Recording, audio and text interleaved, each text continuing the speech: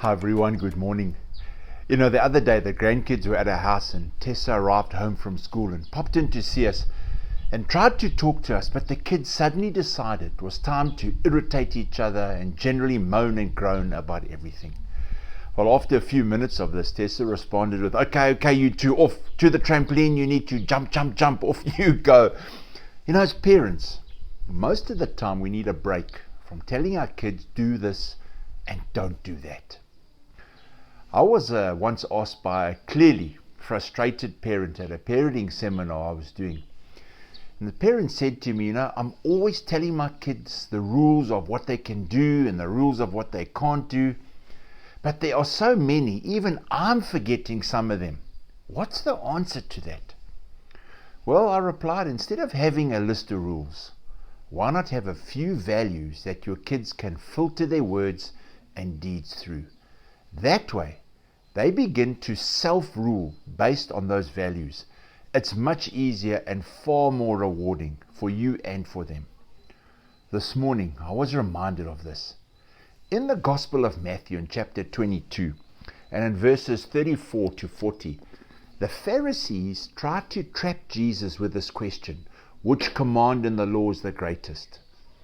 Now the Pharisees were very proud of the way in which they kept the laws of the Old Testament.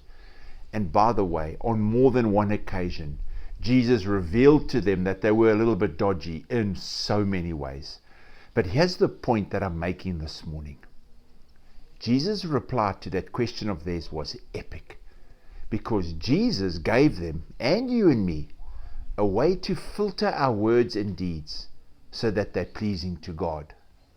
Jesus' reply to the Pharisees' question is in Matthew 22 and verses 37 to 39. Let me read it for us. Matthew 22 verses 37 to 39. Jesus replied, "You must love the Lord your God with all your heart, all your soul, and all your mind. This is the first and greatest commandment. The second is equally important. Love your neighbor as yourself." The entire law and all the demands of the prophets are based on these two commands.